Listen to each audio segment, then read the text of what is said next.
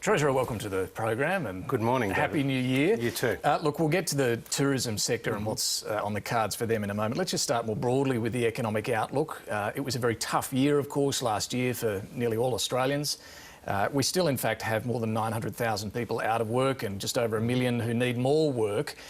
What should Australians expect in 2021? Well, 2021 is unlikely to be like 2020. That was a year like none other, David. We were staring into the abyss of double-digit falls in economic growth and a tripling of the unemployment rate. This year, it's all about maintaining the momentum of the economic recovery. Now, that involves keeping the virus, which is stubborn and deadly, under control, rolling out the vaccine, but also getting people back to work as millions graduate off JobKeeper. Now, I'm the first to acknowledge that there are regions and there are sectors of the economy that are right now doing it tough. And there's a lot of uncertainty out there, both domestically and globally, and the job is far from done. But Australia starts this year from a very strong economic position, a position we wouldn't trade with any other country in the world. 90% of the 1.3 million Australians who either lost their jobs or saw their working hours reduced to zero are now back at work. We've seen quarterly growth have its biggest increase since 1976, and consumer and business confidence are back to a pre-pandemic level. So that's why Chris Richardson, David, who's a very noted economist, has said here in Australia the glass is more than half full and filling fast. Still a way to go to get back to where we were. Unemployment's still at 6.6%. Do you still think it will reach the 7.5%, which was your most recent budget forecast? That was the MyEFO forecast, and that was at the end of the March quarter. The next forecasts will be in the budget itself in May.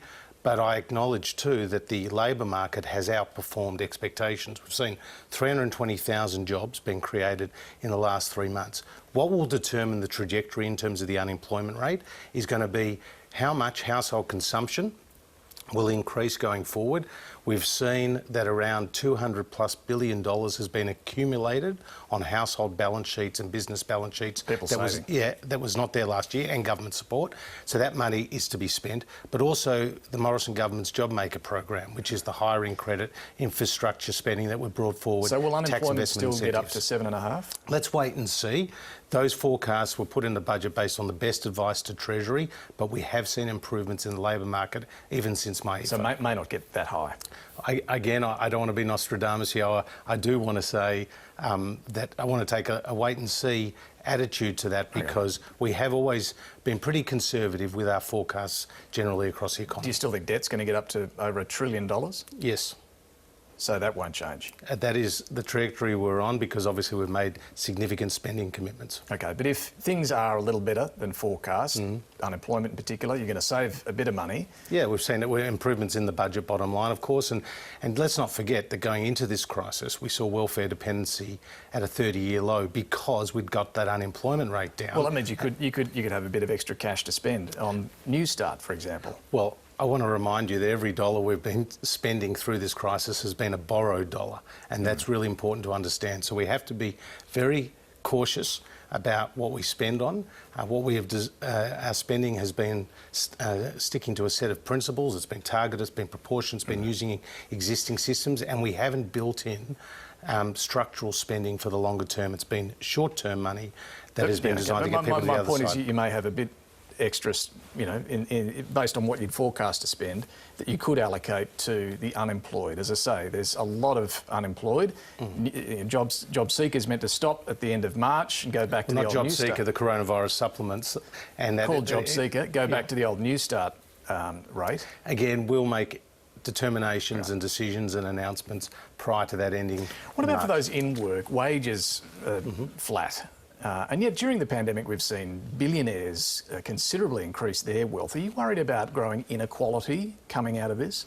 Well, that's not what the Productivity Commission has shown when it looked at inequality in Australia. And what we have seen is household... I'm talking about during the pandemic. And what we've seen through this pandemic is household disposable income has increased. So the bottom 10% decile in terms of income earners have seen their income increase by 20% through this crisis. Well, so you've had JobSeeker in place. What I'm saying is... We have, and JobKeeper coming out of the programs. pandemic, is inequality going to increase? Well, again, the best way to deal with inequality is to get people into work, and disposable income, particularly for those lower income workers, has increased. So I'm confident that we can continue to take on the inequality issue. Let's talk about JobKeeper, and the tourism sector in particular very worried about what happens when that ends at the end of March. Just to be clear, will JobKeeper end at the end of March? Based on what we know today, there should be no expectation that JobKeeper will extend beyond the end of March. It was always a temporary program. More than $80 billion is already out the door, and it's helped support more than 3.5 million Australians. What does that mean, though, for tourism businesses, given international borders are likely to remain closed, possibly for another year? What does that mean for them? Well, David, I saw Anastasia Palaszczuk cheekily, and that's to put it lightly, suggest that we should extend JobKeeper. The Morrison government has delivered more than 3 times the amount of money to Queenslanders than the Palaszczuk government has even committed to. And so I'd welcome the state government in Queensland making more of a commitment. Well, some of your colleagues agree with that. Well, what we have done in terms of the tourism industry is not only put in place those economy-wide supports, but also targeted programs, for example, for travel agents, for the airlines, in terms of infrastructure programs that we put in the budget. Now, Treasury's analysing the data in the tourism industry. The Minister, Danteen, is talking to the industry leaders, and we'll consider whatever future targeted assistance may be required. But the key for the tourism sector in Australia is going to be consistency and clarity around border closures, because more than 70 cents in the dollar that is spent in tourism is driven by domestic related tourism. And I was speaking to Alan Joyce. A lot of those ones in Queensland, North Queensland, rely on international tourism. You talk about consistency on borders.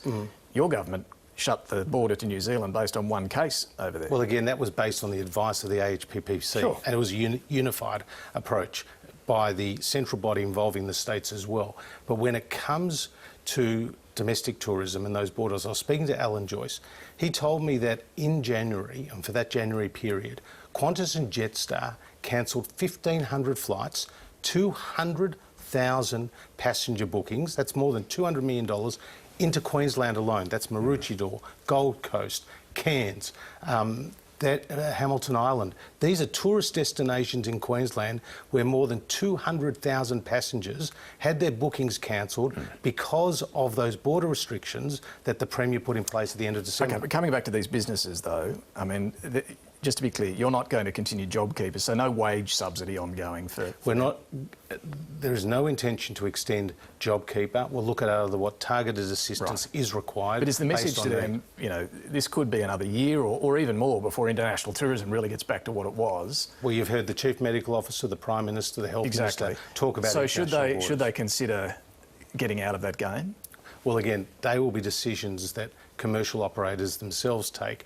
What's your message to them? I mean, they're looking for consistency and certainty from the government. What should they do? Firstly, when you talk about tourism, it's a complex supply chain. So it's everything from accommodation and hospitality to the tourism operators, to the airline, to many others along that supply chain. Now, we have been there for them and will continue to support the tourism sector with targeted support as we have done for other sectors that have needed it. OK, but if you only rely on international tourism for your business, time to think about something else. Well, again, I think there's been great ingenuity, great flexibility shown by Australian businesses and Australian workers through this crisis to adapt and to identify other areas where they can be profitable. On JobKeeper, just while we're talking about it, just can you clarify, were any payments made to dead people? Well, I saw Jim Chalmers on Friday puff himself up and go out like a puffer fish saying that all these cheques were sent out to dead people, JobKeeper payments were made to dead people. Well, he was contradicted by the ATO, who have put out an official statement saying to the best of their knowledge, they're not aware of any successful payments to deceased persons or other fictitious employees. You see, the ATO have a very comprehensive system of compliance, and this has been an enormous program. They check every ABN number and they check every tax file number against those databases. And we saw the Auditor General, and you've asked me lots of times about the Auditor General, complete a very comprehensive report about the ATO's running of those programs, which was delivered on the 14th of December. And it said they had been very effective. That's the Auditor General comments, very effective in managing risks and in planning for the rollout. What about businesses who took JobKeeper but then increased their profits, even paid big executive bonuses? Some of them have volunteered to repay the money. Some have. Why don't you require them to do that if they increased their profits? Because that was never the legislated purpose of the program. The purpose of the program was designed to stem that tide of hundreds of thousands of our fellow Australians lining up outside Centrelink. And it was to end that fear we saw across the community at the height of the pandemic. Sure, but if to keep that formal connection between employers and employees. Now, in the legislation that supported this program and the rules that were made, you had to show a projected decline in phase one of the JobKeeper program. So if they increase their profits, why can't you now say you have to pay the money back? Well, I would welcome any business that decided to pay that money back. Yeah, relies on their goodwill. Why don't you legislated require to do so? Because again, that was not what they signed up to when they took the JobKeeper payments in phase one. Phase two, it was based on actual decline in turnover. Sure, but are you saying it's too difficult? I mean, you go after overpayments in welfare through robo-debt with no trouble. Well, I'm saying that we passed legislation, dare I say it, supported by both sides of the House, to introduce the biggest and expansive wage subsidy to get Australia through this pandemic. Should companies and it's worked very effectively. Should companies? Is it the right thing for companies to do? Well, companies that have the ability to do should do it. Okay. Let's talk about big tech and your plans to make Google and Facebook pay media companies for journalism. Google's threatened to stop making its search engine available in Australia altogether. Do you take that threat seriously, or do you think it's a bluff? I don't dismiss those threats, but I'm not intimidated by them either. The government... So you think they could do it? Well, they've made that threat, but again, we're in detailed discussions with Google, with Facebook, with the other players across the industry, because this has not been a short conversation that we've had with these companies over these issues. This has been the product of an 18-month inquiry, world-leading inquiry by the ACCC, and at every step of the way, these businesses have been consulted. Now, the goalposts seem to be shifting because originally they had a concern with the algorithm requirements of notification. Then it was about value exchange. Then it was about a final arbitration model. Now we're told that if we go ahead with this, we're going to break the internet. What I do know is that media businesses should be paid for content. And what I do know is that the Morrison government, whether it's on this issue, whether it's on cyberbullying or terrorist content on the internet, we have been prepared to take on these digital giants. And who have you engaged with them directly? Sure. The digital giants? Absolutely. Well, even last week, the Minister, Paul Fletcher, and I had a meeting with Mark Zuckerberg from Facebook, who reached out to talk about the code and the impact on Facebook. They must be taking it pretty seriously. They do. Zuckerberg, Frydenberg, what's the difference? Except a few $1 billion, I suppose. But it was a very constructive discussion, and the Prime Minister has spoken to the CEO and President of Microsoft. As you know, they've got Microsoft Bing, which is another search engine, and they're watching this. They're watching this very market share. They're watching this very closely, and no doubt see opportunities here in Australia to expand too. So this is world leading. But Mark Zuckerberg didn't convince you to shift the policy at all? No, Mark Zuckerberg didn't convince me to back down, if that's what you're asking. Finally, the vaccine rollout. Europe is, as you know, threatening to block exports, wants to keep more of the vaccine for its own citizens. Will this delay the arrival or the rollout in Australia at all? Well, David, I've spoken to Greg Hunt this morning, the Health Minister, and he has said that we are on track for the rollout of the vaccine now. The Pfizer vaccine, as you know, is expected to be rolled out in February. The AstraZeneca vaccine, subject to the approval by the TGA and shipping, is expected to be rolled out from March. We've always adopted a portfolio approach. AstraZeneca, Pfizer, Novavax, the COVAX facility, and we've done so based on the best medical advice to us. But it's important for your viewers to understand that when it comes to the 54 million doses of the AstraZeneca vaccine, more than 90% of those doses are going to be manufactured here in Australia by CSL. This is a great asset for Australia, that we don't have to rely on the rest of the world. We're going to be manufacturing the vaccine here at home. Final one, just on the vaccine. I mean, making it available is certainly important, but getting people to take it seems to be the most important. It's going to be voluntary. Well, indeed. What does success look like? How many need to actually take the vaccine? What percentage of Australians? Well, obviously you'd want everybody who is in a particularly vulnerable position to take it, and as you know, we've staged that rollout. But if you look at the success that we have had as a nation in vaccinating our 5-year-olds, and we've released some recent figures from the end of last year, it's been world-leading. More than 97% of vaccinations across Aboriginal and Torres Strait Islanders. Do you need that with COVID? Well, again, it's going to be probably slightly different because of the nature of the vaccine, but we've seen a very strong record here in Australia with delivering a vaccine rollout, which shows the confidence people have in our TGA and our ability to deliver. All right, Josh Frydenberg, thanks for joining us. Good to be with you, Dave.